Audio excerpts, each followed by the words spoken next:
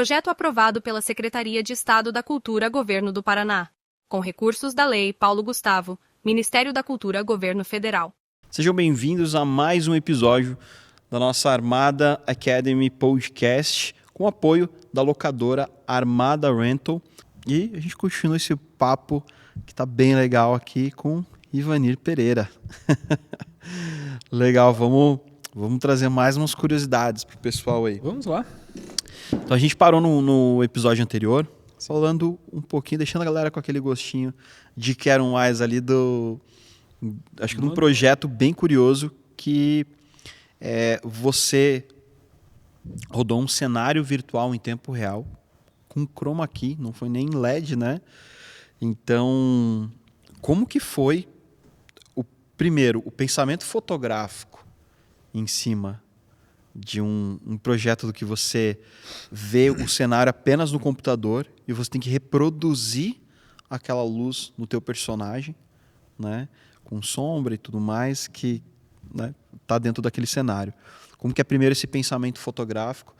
E como eu falei, você foi, com quem eu perguntei, você foi opção de escolha pela experiência e por ser muito rápido em resolver esses problemas, principalmente na parte de iluminação.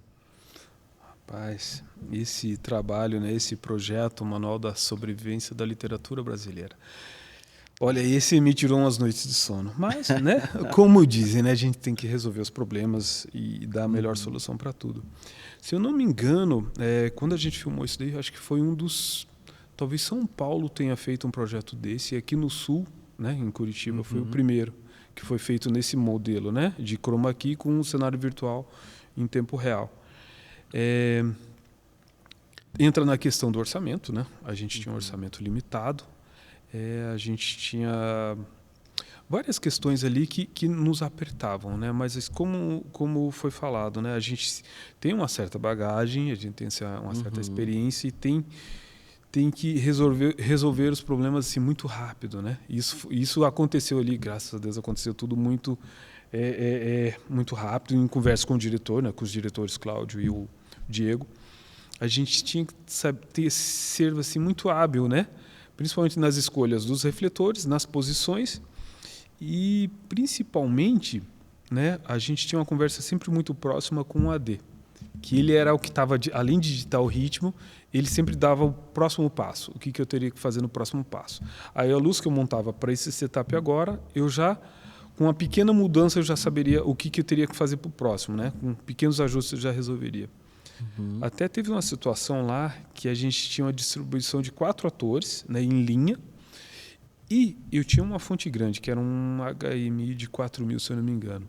E nessa situação foi até curioso, porque eu usei 4 bandeiras de difusão para uma fonte só, né? Você olhava assim, era uma plantação de bandeira, né? O pessoal até tirava sarro, porque lá tinha 4, 5 bandeiras para um refletor, para uma cena só.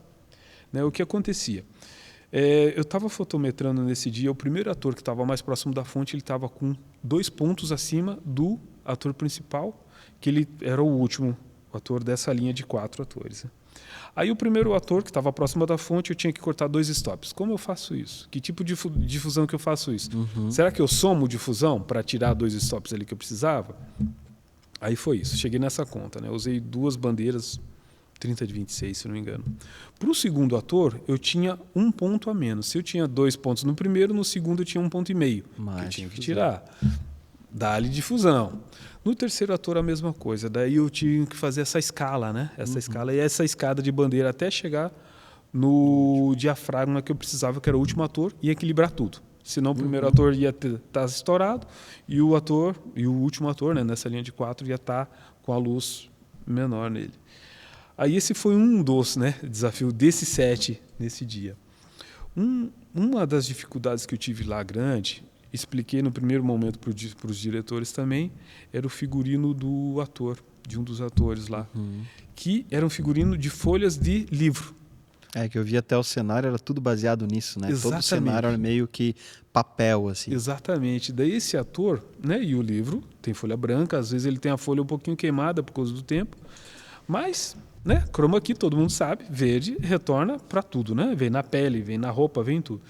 E esse era um dos problemas que eu tinha, né? Muitas vezes eu não tinha tempo, né, de fazer toda a volta com preto, e muitas vezes eu não tinha o que fazer. Eu falava assim, é isso, é o que temos, vamos, e após depois que lute, né, como dizem, né? Todo filme a gente fala isso, após, depois, resolve na pós. E esse era o maior complicador que eu tinha, era muito retorno de verde. E eu tinha um cenário de 18 metros por 10 metros, Tudo todo gigantesco. Gigantesco. Todo pintado de verde e não tinha. Muitas vezes eu não tinha muito o que fazer. Eu apagava a luz de um lado, né, para diminuir a reflexão do verde, apagava do outro, pano preto no chão, butterfly, onde eu podia usar eu colocava, bandeira de difusão assim, eu tinha várias. E eu tinha algo que não estava a meu favor, que era o tempo. Eu não tinha tempo para nada. Para resolver câmera, muitas vezes a gente tinha, e nesse trabalho também a gente tinha 2 movimentos às vezes consecutivos, trilho e mais mini grua ao mesmo tempo. A grua em cima do traveling, a gente tinha mais isso ainda para complicar. Mas, né, enfim, com alguns ensaios e muita teimosia, a gente conseguiu resolver. Tá, esse material ainda está em processo, né? Logo a gente vai ter ele estreando. Mas assim, você usava qualquer equipamento que você usava para você poder, primeiro, enxergar isso em tempo real, né? E que o movimento de câmera também acompanhasse dentro do cenário. Mas vocês tinham um equipamento para isso, né? Tinha. A gente tinha um equipamento que tinha vindo, acho que da Coreia, se eu não me engano. Era aqui no Paraná, era o primeiro. Foi o pioneiro esse equipamento aqui. O Cláudio, ele que tocou todo esse processo, né? A gente tinha sensores. A gente tinha um sensor na câmera, né? Que ele media a distância com relação ao campo focal, e tinha mais sensores laterais que ele fazia como se fosse um 3D em tempo real. Isso era muito bacana, né? Aí tinha todo dia de manhã, ligava os computadores, tem toda uma calibragem de câmera com sensores, né? Nada poderia ficar na frente dos sensores, senão atrapalharia a leitura do computador. Isso pra gente foi um grande desafio e um grande aprendizado, né? Se acontecer de um filme desse de novo, a gente já vai estar mais tranquilo, né? Já vai estar mais ágil, né? Com relação a isso. Mas no final a gente conseguiu cumprir a meta. Todo dia a gente tinha lá 6, 7, 8 páginas diárias para filmar, e a gente conseguia cumprir isso, né? Muitas vezes apertado e muitas vezes com uma pequena sobra, mas conseguia cumprir a meta diária. Isso foi muito bacana. E com a equipe pequena, né? Tanto no setor de câmera e no setor de maquinária elétrica. A gente tinha uma equipe reduzida. Eu lembro também quando a gente discutiu, né, que a gente acabou fornecendo também toda a parte de equipamento de luz. Gratidão. E também uma escolha assertiva na parte também de orçamentária, né? Sim. Assim, porque o orçamento era baixo e você fez toda a iluminação do chroma com PL, né?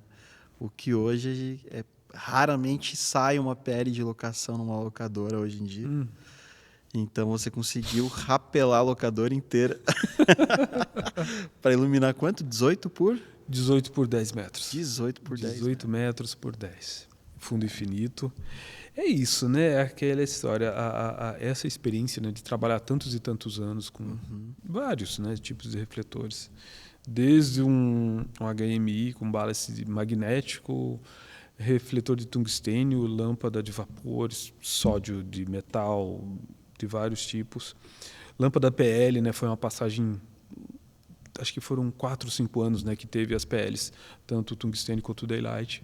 O grande problema das PLs, que todos os fotógrafos reclamavam, é que ela dava muito verde. E o índice de reprodução de cor dela era baixo, em torno de 82, 85. Aí ela tinha um pouco de verde ali, que isso no final, na pós, né, principalmente, ela incomodava muita gente.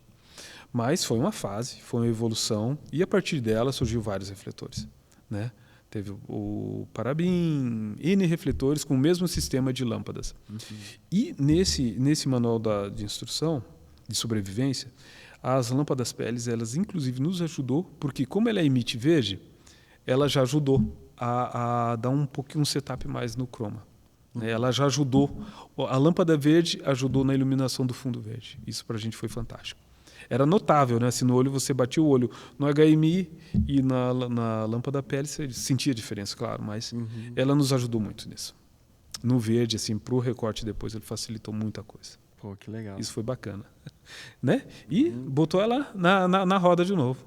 Vamos usar ela de novo. E uma baita experiência em tudo aí, que você utilizou umas lâmpadas mais antigas, mas com uma puta tecnologia nova, né? Sim. De você estar trabalhando com um cenário virtual que hoje a gente teve a oportunidade de ir para a NAB Show esse ano, lá em Las Vegas, e vou colocar para você que 90% do que tinha na feira era voltado para produção virtual, né? Isso.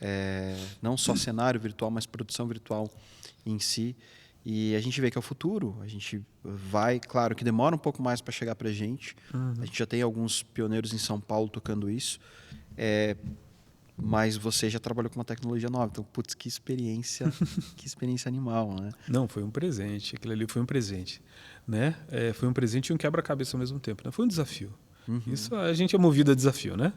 Eu sempre gosto quando o diretor chega para mim, ou o fotógrafo, quem for, fala assim, queria propor um desafio para você. Eu falo assim, manda, bora, vamos resolver isso, né? Vamos descascar esse pepino, como diz, né? Eu adoro desafio. Então, isso para mim me deixa mais animado, né? Me dá motivação para fazer o melhor sempre, né? Eu queria uma luz, né? Sei lá, com espelho saindo daquela parede lá. Como é que faz? A gente resolve, né? Teve vários desafios. Tem diretores que chegam para mim assim, eu vou desafiar você no enquadramento diferenciado, né? Quantos graus você consegue colocar essa câmera aqui próximo do chão? A gente vai e resolve. Não importa o que ele quer, né? A gente vai tentar da melhor maneira fazer o que ele quer. A gente vai resolver problemas. E tem que ser tudo muito rápido. Aí a gente entra com essa experiência, né, de longa data de vários profissionais que a gente passou, né? E cada um tem um estilo e a gente vai absorvendo um pouquinho de cada um. Isso é bacana também. Legal. Eu quero falar um pouco mais sobre tecnologia, mas vamos deixar para daqui a pouco. Bora? Bora. Queria entender um pouco sobre o que a gente tem aqui na nossa mesa, como fotógrafo, alguns prêmios aí no decorrer da carreira. Conta pra gente um pouquinho aí de cada um deles, do que foi. Vamos lá. Esses dois, os melhores em cenas, eles foram pela RPC, né? Quando tinha o Casos e Causas, né? Que era algo que foi muito interessante, que lá abriu porta para muita gente, né? Muitas produtoras. Orçamento baixo, tudo bem, mas isso gerava muita experiência, né? Gerava a cidade, né? No geral. Gerava a locadora, gerava os profissionais, gerava os atores, gerava a locação. Isso foi bacana, que movimentou muito, né? Toda semana tinha um episódio diferente, né? E eu fui feliz que eu trabalhei em várias produtoras, em várias produções. E nesses trabalhos que eu fiz, eu ganhei esses dois prêmios, em 2011 e 2012. O de 2011 foi pela Caixote Filmes, se eu não me equivoco, com um prêmio, acho que era Noiva do Pé de Laranjeira, acho que era o episódio. E o de 2012, se eu não me engano, qual é? GP7, Guto Pasco, Andréia Calabo dirigindo. Né? E o Guto Pasco ele estava ali assessorando, né? Com a GP7, que me marcou, né? Foi muito bacana, que isso também me deu mais um incentivo, né? Para não parar, não desistir da carreira de fotógrafo, que é difícil, né? Não é algo fácil assim de se fazer, né? Quando as pessoas imaginam. E foi muito bacana. Isso daí me incentivou, né? Me deu mais combustível para falar assim, vamos em frente, vamos aprender mais, vamos praticar mais, vamos ter mais desafio. E foi muito legal isso daí. Esses dois pela RPC. E o do centro? Rapaz... é o prêmio de melhor fotografia do Festival da Lapa, com o filme Cormorã. Esse filme, né, até foi a direção do Beto Carminati, ele foi interessante, né, que a gente conseguiu desbancar produções até do Brasil, né? Foi um filme que teve vários filmes apresentados nesse festival de vários lugares, Rio de Janeiro, São Paulo, e a gente conseguiu ganhar 4 prêmios nesse Festival da Lapa, né? De melhor produção, melhor direção, melhor ator e melhor fotografia. Né? O de ator é um fato curioso, que é a Luciana Long, né, que ganhou. Ela ganhou dividindo prêmio com Alice Braga. Né? Alice Braga, né? O nome já diz tudo. Né? E eu ganhei fotografia nesse prêmio. E o mais interessante é que nesse prêmio também, né, nesse filme, a gente era baixo orçamento, abaixo de R$100 mil que a gente fez esse filme. Pode falar de equipamento? Pode. O equipamento que a gente tinha, né? A gente tinha 2 câmeras Canon Mark II e uma 5D. 5D Mark II e uma C70. Né? A gente tinha essas duas câmeras para fazer esse trabalho. Né? Toda a luz desse filme era baseada em velas, né? Porque era um grupo de amigos que se perdeu numa mata, né? Pegaram um bote, saíram com esse bote, se perderam numa mata e acharam uma casa antiga. E nessa casa acharam um vinho, né? Que era um vinho, uma bebida com o nome de Cormorã. Né? E não tinha luz elétrica nessa casa, que estava abandonado fazia anos. E toda a luz, né, que foi desenhada para esse filme foi feito baseado em velas. Tudo de referência que eu tinha era vela. Somente isso.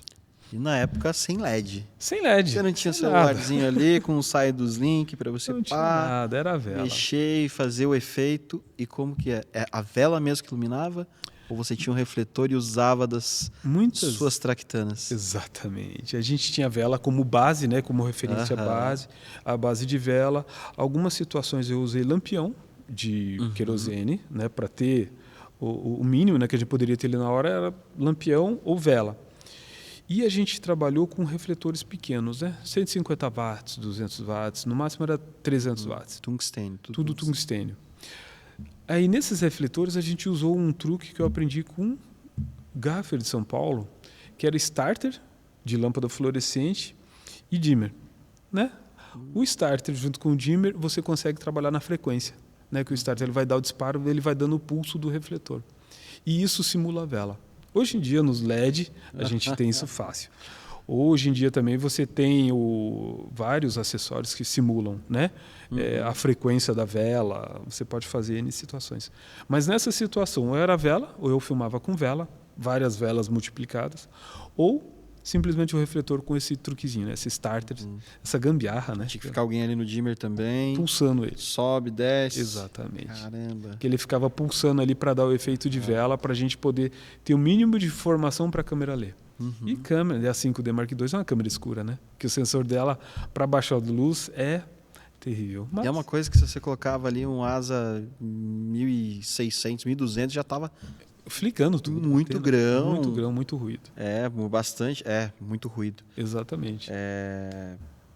Mas que legal. Não, foi bacana. Uma 5D. Esse daí vocês foi desbancaram, os caras estavam com 10 vezes mais de orçamento que vocês. Com certeza. Eles, pela conversa que a gente teve na época lá com o diretor, com alguns produtores, tinha filmes lá de 1,5 milhão, 2 milhões, né? Coisa grande. Imagina, para Alice Braga estar no elenco de um filme desses, tinha um certo dinheiro, né? Então a gente conseguiu desbancar eles com menos de 100 mil reais. Usando uma 5D e uma 7D. Exatamente, e muita criatividade. Putz, que legal. Não, isso parabéns. foi muito bacana. Esse prêmio, né, do Dalapa, aí eu guardo ele com muito carinho. Tive uma conversa em outro episódio com o João Castelo Branco. Ele citou algumas produções, citou o contracapa também que ele fez. Sim. E ele falou que uma produção assim, você até como fotógrafo, se considera assim que chegou num resultado legal quando alguém vê que você entregou muito mais do que aquele filme gastou. Né? Sim. Então, por exemplo, é um filme que custou 1 milhão e você entregou um filme de 3. Exatamente. E isso é muito legal, porque satisfatório, né? Já eu conversei com o Vini também, e o Vini Genaro. Ele falou, cara, lá nos Estados Unidos os caras rodam ali com, sei lá, um filme de ação com diafragma 12, diafragma 11, sei lá, um diafragma bem aberto, porque os caras querem luz, tem estrutura, tem isso, tem aquilo. E aqui a gente não, é mais difícil acesso, né? A lista sempre é bem espremida de luz. E daí a gente vê que, cara, você entregou um orçamento mínimo, um orçamento de curta-metragem, entregou um longa desbancando outros que estavam com muito mais, né? Então, exatamente. Quer dizer, você conseguiu resolver com que você tinha uma fotografia bonita que levou o prêmio. Exato, isso foi muito legal. E esse prêmio aí, nossa, eu quando eu recebi a notícia, tanto é que é um fato curioso, né, que normalmente quando eu recebi esses prêmios, eu nunca estava presente.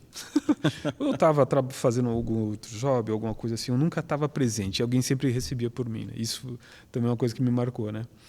2011, 2012, eu até recebi o convite, mas acho que eu estava num job, acabou que eu não pude ir.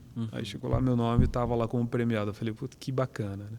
Então vou manter assim, né? Quando tiver algum festival, eu fico, não vou para tentar ganhar um prêmio de novo. Para dar sorte um pouco. Não, com certeza.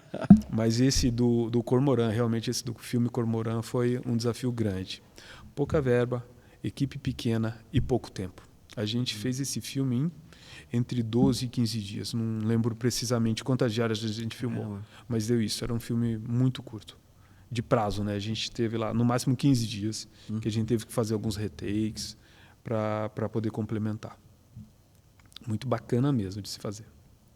E 80% do filme noturna. 80%. Do filme noturno. E aí era na mata, era dentro da casa, era escadaria, né? E desgastante também, né? Porque você troca o dia pela noite. Total. Né? A gente conseguia dormir 4 horas num dia. Durante o dia você consegue se dormir mais ou menos 4 horas. Pelo menos eu. Que daí eu começava o telefone a tocar, você tinha que dar atenção para a família, e N coisas que você tinha que fazer. Mas o importante é isso, chegou no resultado bacana, né? Foi um desafio, né? Foi um desafio quando o diretor me ligou, tem um filme assim, assim, assado para fazer. A grana é curta, o desafio é grande, vamos fazer? Vamos fazer. É disso que eu gosto. Agora tem um curta, né? Que vai começar agora semana que vem, que também é um desafio também, né? Aquela história. Baixo orçamento, assim que é bacana, assim a gente se diverte. Assim a gente usa a massa cinzenta para coloca a prova, né? Com certeza, é uma legal. Porque daí quando você pega um filme grande, você fala, tá fácil, tá tranquilo. Tenho tudo que eu quero na mão, tá tranquilo. Exatamente, né? O negócio é se descabelar, às vezes você ficar assim meio desesperado, o que eu faço aqui, o que eu faço ali, mas o importante é isso, saber resolver no final e entregar para o fotógrafo, para o diretor, para quem for, né, para o produtor, um resultado bacana. Que nem você citou agora, né, do Contracapa, né? Um filme de 1 milhão, né, com resultado de 3 milhões. Sim. Não é mágica, né? É um simples fato de você fazer aquilo ali com muito gosto, né? E foi uma loucura, né? Porque tinha que... vocês tinham que fazer vários setups de luz para ter manhã, tarde, noite, tardezinha, tudo na mão ali, né? Tudo fácil e tudo rápido. Sem aplicativo, só o aplicativo era o disjuntor. Clac, desliga aqui e liga ali. Soma a lâmpada, coloca a gelatina, isso a gente fazia direto. Agora está muito mais tranquilo, né? Com a tecnologia agora a gente está nadando de braçada. E aí que eu queria entrar também. Bora. Eu participei também dessa transição junto contigo, né? Na época que entraram os LEDs e que você vinha aqui também na locadora, que até você adquiriu alguns e tudo mais. E foi uma troca bem bacana, porque eu também peguei lá atrás, né? Eu comecei fazendo tudo com tungstênio, não tinha facilidade nenhuma que a gente tem hoje. A gente não tinha, baixo orçamento. Não tem orçamento, é Par 64. Vamos de Par 64, Mini Brute, Par 64, ou vamos de Satellite. Satellite de tungstênio. Coloca ali um isoporzinho, rebate, acabou. Depois só vai dando umas bandeiradas. Você falou em Satellite agora, eu lembrei de um set que eu montei, que era para uma campanha política. O que a gente tinha de luz? Satellite, óbvio, né? Já trabalhou com Truco-Sul? Qual? Truco-Sul. Você lembra do Softão? Soft antigo? Que era um fundo prateado de pano ou uma base branca, só que a gente fez isso de madeira. A gente montou uma estrutura de madeira de 1 por 1, mais ou menos. 2 lâmpadas de Satellite branco. Um isopor feito em curva, né, para ele fazer como se fosse uma concha. É isso. Virou um softão. A gente chamava de Truco-Sul, né, porque era uma coisa assim muito... basicamente, né, picareta e machado. Mas resolveu. E funcionava, dava uma luz suave, bonita, gostosa. Né? A gente fez 8 desse para iluminar um estúdio de 8 por 8, mais ou menos. 8 por 8. A gente tinha 3 sets nesse mesmo estúdio. Daí a gente usava Par 64, lâmpada incandescente, em algumas situações lâmpada tubular, fluorescente, e os Truco-Sul, né, para fazer frente, principalmente que era luz suave. Isso foi uma coisa bacana também, né, que a gente tem que inventar e tem que fazer luz. Não é só chegar na locadora, eu quero aquele. Não. Você não tem dinheiro para fazer. E aí? Como que você resolve? Você monta, você faz. Essa semana eu liguei para o Vini também para a gente trocar uma ideia. Aí liguei por vídeo e tal, e tava ele lá. Ele mais um amigo dele, outro Vini. Olha só. Estavam os dois montando uma ribalta de tungstênio. É isso. E, por exemplo, com tungstênio também, a gente fez uma vez um filme que foi muito legal, que foi o Mistérios, né? Filme do Alziro Barbosa e Beto Carminati também. Que a gente também simulava muita vela. E teve um momento que a gente teve que fazer, não era uma ribalta, né? A gente fez um ring light, só que em vez de ser ring light de 50, a gente colocou 2 camadas, né? Uma de 50 e por fora mais uma camada de lâmpadas, para ter esse mesmo efeito de uma vela gigante. O mesmo processo dos starter, né, para ela flicar, só que as lâmpadas a gente ligava elas não em série, para flicar igual. A gente tinha que fazer circuitos. De 3 a 4 lâmpadas. A gente fazia um circuito para ela sempre flicar bater em frequências diferentes. Para ela dar a oscilação da vela, por exemplo. Né? Que a vela é irregular. Ela bate um momento, ela cresce, ela diminui. E a gente fazia isso com lâmpada incandescente. Que legal. É divertido. Eu acho muito divertido. Legal. Eu também, o que eu queria de coisa de lâmpada em casa. A galera falava Dani Light. E fazia dimmer também. Não, dimmer é legal. Nossa, dimmer é uma coisa fazia os dimmerzinhos em casa. Pegava dimmer de bater shake, sabe? Sim. Minha irmã trabalhava no Herbalife. Ela tinha os dimmerzinhos de bater shake. Eu catava aqueles dimmer de vez em quando. Ela não tá usando, então tá bom. Levava pro set pra ficar dimmerizando as luzes. Então, era gostoso demais essa época. Eu acho que era bacana porque você tinha que se virar. Sim. E você tinha que entender, na minha opinião, você tinha que entender melhor a luz. Com certeza. Porque você não simplesmente colocava um difusor ou colocava um modificador na frente, né? O difusor a gente usava, mas não colocava um modificador.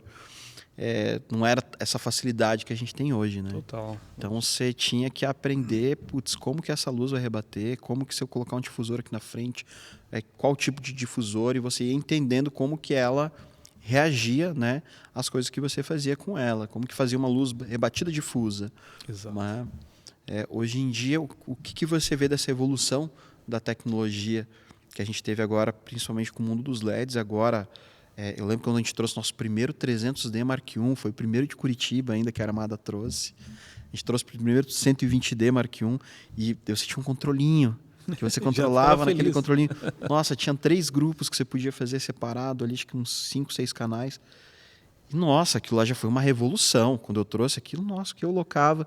Porque a galera olhava, nossa, dá para você controlar de longe, ó. Entendeu? E era só daylight ainda. Com certeza. Mas já foi uma baita evolução. Em tão pouco tempo, eu coloco isso do que uns 5 anos para cá. Mais ou menos. Mais ou menos uns 5 anos, a evolução foi brutal. Né? A gente tem aí lâmpadas baratas de várias marcas, né? Que tem uma entrega muito legal. Sim. Então, claro que a locadora acaba trazendo um workflow só, então a gente trabalha aqui principalmente com Aperture, né? Todo o nosso... a maior parte do nosso set de LED, mas a gente vê como facilitou bastante a questão de efeitos, a questão de você ter um refletor RGWWW, de você não precisar... Você conseguir simular, principalmente os fotógrafos das antigas que usavam bastante gel, né? Bastante gelatina. Você conseguir simular até essas gelatinas e escolher a cor que você quer dentro do refletor. E agora tudo na ponta do dedo, né? No celular. Tudo no celular. No iPad. Tudo no iPad, ali no tablet. Tudo muito rápido, né? E agora com o novo lançamento ainda da Aperture, o XT26, que você tem o yoke dele também, que você consegue direcionar. Então, você colocou a luz lá no alto, você não precisa mais subir andaime ou subir escada para você chegar lá, mudar o refletor com luva, porque era quente pra caramba. Sim, para poder mudar ele de direção. Hoje você já tem um refletor que você no tablet você controla o ângulo que ele vai estar, a abertura que você vai ter também ali do teu Fresnel, né? Então, assim, a evolução foi muito rápida. Como que você enxerga toda essa evolução e principalmente toda essa geração que está chegando agora de fotógrafos que não passaram por essa experiência, né? Muitos fotógrafos que às vezes já chegam, caem até como diretor de fotografia, vieram de videomaker, de filmmaker, e às vezes não tem também aquela experiência de manipular a luz como a gente tinha essa necessidade antigamente, né? De ter um fotômetro na mão, A gente não tinha monitoração, também não tinha. Era muito caro um monitor que tinha os scopes que tem hoje, né? Exato. Ter um waveform no monitor era caríssimo. Então, a gente necessitava, né, de entender como a luz funcionava. Hoje, a pessoa está ali no monitor, você tem a facilidade de ter um false color na mão, de ter um waveform. Então, entender primeiro essa evolução do LED para ti, como é que está sendo no teu trabalho como fotógrafo hoje, e um pouquinho sobre essa nova geração que entra assim, sem ter tido aquele contato, né, com tungstênio, HMI e luzes duras e quentes. Duras e quentes. Vamos voltar lá ao início, né? Lá no início, quando eu comecei, a gente tinha o que de refletor? Fresnel, Mini Brute, Satellite, lâmpada Photofluid, provavelmente acho que nem existe mais, se existir são raras. Ela tinha na temperatura 3.200 e 5.600. Só que a duração de cada lâmpada, em média, era 6 horas. 6 horas. Deu 6 horas de uso, queimou.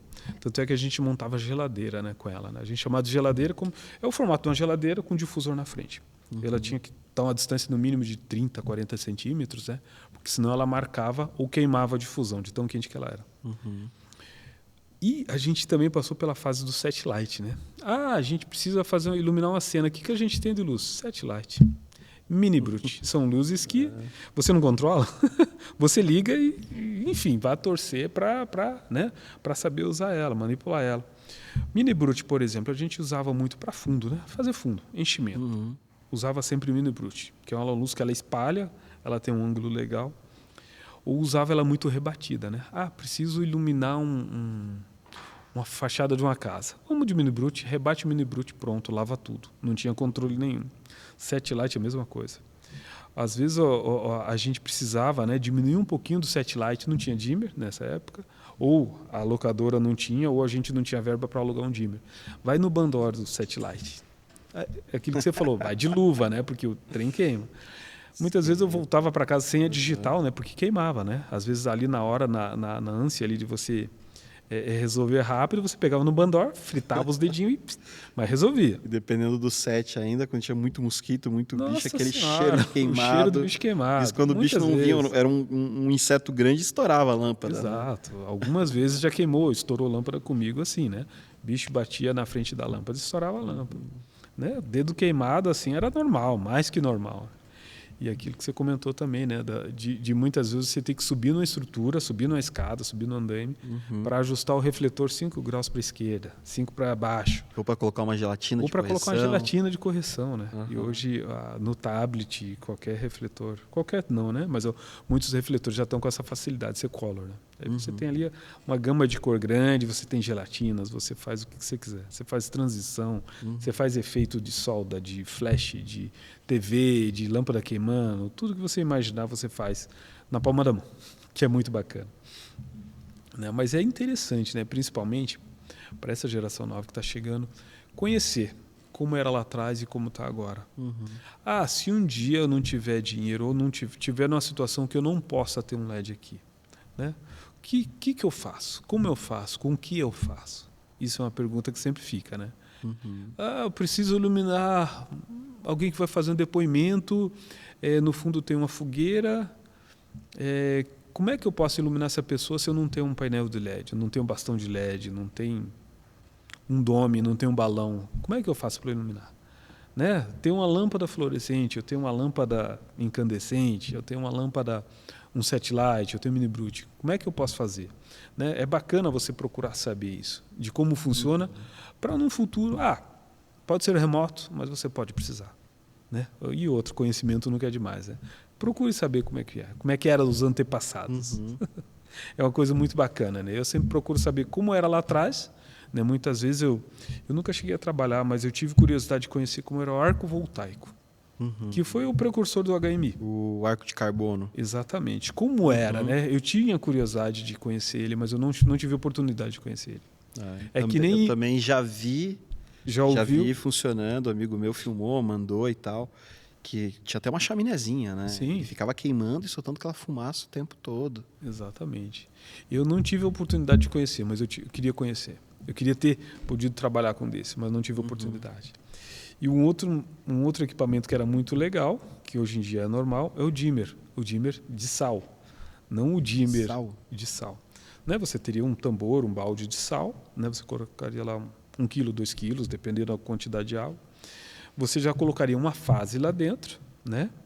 E a outra, você interromperia o cabo basicamente. Um fica dentro do tambor e o outro você vai entrando com ele. Conforme você vai entrando, o sal fica concentrado embaixo. Ele vai passando mais energia. Isso era um método de usar o dimmer também. Cara, essa é muito legal. É muito legal. Essa eu não conhecia. Não, tipo assim, poucos sabem disso, né? Uhum. De como usava. Isso é muito antigo já também, né? Mas é algo legal de se conhecer, né? De como veio a evolução disso, né? E hoje em dia você tem na mão, né? Hoje em dia os refletores, por exemplo, você pega um Aperture, você tem de 0,1% até 100%. Quando que você poderia estar a 0,1% e ele não perder cor? Impossível. Verdade. Impossível. E a evolução do LED está nisso. Então, coisa absurda. E outra, né? Cada vez está mais, né? A revolução está muito grande. Para a locadora acaba se tornando até mais complicado, porque antigamente você tinha a evolução de câmera, né? Todo ano estava tendo depois do digital. Todo ano uma câmera nova, um lançamento novo, mas a luz comprou uma vez, só troca a lâmpada. Exato. Que vai embora, você não tem mais complicação, não tem mais uma evolução. Do nada chega o LED para quebrar tudo isso. E daí a gente tem todo ano um lançamento novo, a gente foi agora lá na NAB, e é muito lançamento, é muita coisa nova. E claro que a galera quer sempre o novo, quer a novidade, Exato. Quer testar e tudo mais, também pela facilidade. Cada vez está se tornando mais fácil, mais prático. E, claro, você acaba ganhando tempo no set, muito tempo no set. Total. Né? E no nosso setor, tempo é dinheiro. Né? Principalmente, né? Tempo é dinheiro. Um minuto de set é muito caro. Né? Até no filme O Monstro, que é Dr. Monstro, né? Que foi feito em 2023,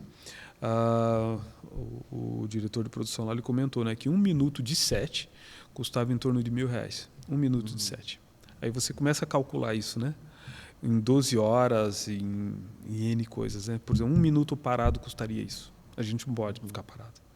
Aí, tanto é que tem um estudo todo, tem um cronograma, o diretor, o AD, o fotógrafo sentam lá. A gente precisa fazer isso, isso, isso. Essa é a nossa meta. Aí disso vai passando para a gente, né? Vai passando para o gaffer, para o diretor de produção, para todo mundo. Então a gente tinha as metas a cumprir ali. Então a gente tinha que estar sempre muito atento. Não podia errar. Eu não tenho tempo de errar, né? E tempo é dinheiro e a gente não pode desperdiçar isso. É verdade. Fuma, a gente já está chegando no fim. Infelizmente. Muita coisa para a gente poder conversar, mas eu queria só que você agora, para a gente poder finalizar, desse esse... que é o que a gente está fazendo com quase todas as finalizações aqui dos podcasts que a gente está... Pessoal. O pessoal viu, curtiu demais, porque a profissão na parte de gaffer e na profissão fotógrafo é fenomenal. Eu sou suspeito para falar aqui. Mas para entender esse caminho das pedras, assim, né? Você já teve uma trajetória que você fez elétrica predial, então já teve todo esse conhecimento voltado para a elétrica, que te trouxe também foi que foi picado pelo bichinho do cinema aí que não cura nunca mais. Agora... mas essa galera que está começando, né? Qual que é a tua dica? O que você fala? Gente, estuda isso, vai por esse caminho. O que você acha assim, que é essencial que se precisa ter para chegar numa função dessa? Eu acho que o princípio é gostar muito, né, do que faz. A gente é apaixonado pelo que a gente faz.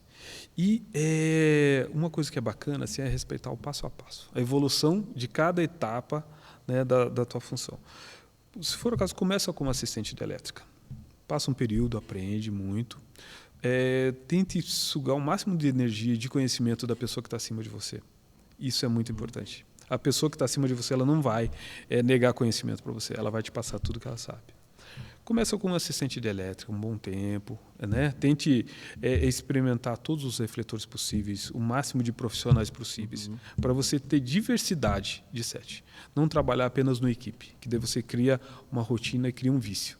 Se você trabalha um diretor de São Paulo, um diretor de Brasília, um diretor do Rio, você já vai estar adquirindo ali três pessoas diferentes, 3 perfis diferentes. Isso é bacana. Né? Ter muito cuidado também com tudo que você lida, principalmente que a gente, né, da elétrica lida com algo que a gente não vê. A eletricidade a gente não vê, a gente só sente ela e ela machuca, machuquei muito. Então, sempre com equipamento de segurança, né? Luva, equipamento para teste, amperímetro, o que for. Né, que você precisa ali na hora, você tem que ter sempre bem calçado, né, para não ter problema, tomar todos os cuidados para isolar a área, se for necessário. Se você tiver com um gerador um pouco mais tranquilo, que sempre vai ter um geradorista ali te assessorando. Mas se você não tem essa situação, se você tiver que lidar numa caixa de energia, muito cuidado. Se puder desligar antes, desliga, faça todos os testes possíveis para não correr risco e não botar ninguém da tua equipe em risco. Né? Porque principalmente isso, é segurança no set, que a gente tem que ter muito. E o passo a passo, um passo por vez. Não queira pular passo, pular 2 degraus de cada vez, que não funciona. Vá com calma, com muita segurança, escutando sempre quem está acima de você, que é o melhor. Que bacana. Obrigado. Sempre às ordens. Eu acho que é muito importante. A gente está agora entrando com o curso de elétrica e maquinaria básica, né? Que tem todo esse financiamento, esse apoio do governo pelo edital Paulo Gustavo. Né? Então, a gente vai rodar aí além de Curitiba, mais 7 cidades do estado do Paraná, que é justamente para tentar fazer isso. Incentivar a galera que olhou, quando eu assisti aquele podcast que eu falei para você, eu vi uma entrevista lá com o Ivanir, assim assado, e eu soube também ali de um curso que teve, e a partir dali, né, naquela entrevista me despertou essa vontade de conhecer um pouco mais, e às vezes lá na frente uma pessoa que ganhou um prêmio, que conquistou alguma coisa, que fez aquele filme nosso que, sei lá, vamos chutar alto, né, bem alto, que levou uma premiação bem grande, e você vê que tudo começou aqui. Tudo começou nesse nosso bate-papo, que levou a pessoa a querer fazer um curso. Então, a gente está disponibilizando esses cursos gratuitos, né, que são todos pelo governo. E é bem interessante. A gente também tem a locadora, a Armada Rental. Então, como você falou, conheça todos os refletores. A gente é super aberto também para a questão do pessoal vir visitar, conhecer e saber como que funciona cada equipamento. A gente dá muito treinamento para o pessoal também. Né? A gente vai ter vários eventos, faz vários eventos, você já participou de vários aqui que a gente fez. Quase todos, exato, né? Com várias marcas, inclusive a própria Apture, que é um grande parceiro nosso. Mas é mais ou menos isso, a gente quer trazer várias pessoas para esse mundo e quem sabe fortalecer ainda mais esse nosso mercado. Né? E uma coisa que é bastante importante, assim, que eu acho muito legal, pelo menos para mim, é você estar sempre se reciclando. Né? Eu tento fazer ao máximo isso, né? Às vezes não dá, porque tem muitos cursos que são em São Paulo, que nem você aqui da Armada está trazendo muita coisa para cá, que é muito bacana. Né? E chega um equipamento novo, vai lá conhecer, não custa. É bom, aprendizado nunca é demais e muitas vezes é de graça. Né? Isso é uma coisa muito legal. Vai lá conhecer o equipamento, vai treinar. Se ele estiver disponível lá, posso ficar aqui 1 horinha treinando, tentando, testando. Isso é bom demais. Isso ajuda demais você, na hora que você estiver no set, a te resolver o problema muito mais rápido. Que você vai saber, aqui eu posso usar tal refletor, ali eu posso usar aquele refletor. Então, isso ajuda demais. Vai treinar. Treina, estuda, procure conhecimento. Como você falou, a locadora está sempre aberta. Isso é o mais importante. Só chegar. Mas é isso. Obrigado. Foi, cara, um papo bem legal. Espero que a gente consiga repetir mais vezes para a gente se aprofundar em todos esses projetos que você fez. Tem vários e vários projetos que a gente já conversou, alguns que eu tive a oportunidade de visitar. E parabéns, cara. Parabéns porque você, assim, é um marco nesse setor para o nosso estado, para a nossa cidade, né? E para o Brasil, né? Tanto que, como gaffer, grandes nomes sempre tinham você como escolha aqui na nossa cidade. Quando vinham para cá, não, é o Ivanir, então é ele que eu escolho para ser meu gaffer. E como fotógrafo, tá aqui algum dos resultados, né? Então, parabéns mesmo, viu? Obrigado por compartilhar um pouquinho de tudo isso com a gente. Sempre às ordens e precisando, disponível sempre. Foi bacana demais. Legal, Até obrigado. logo. E é isso aí, pessoal. A gente encerra aqui mais um capítulo da nossa Armada Academy Podcast. Fica ligado que logo em breve a gente anuncia mais alguns outros episódios. Valeu, até mais.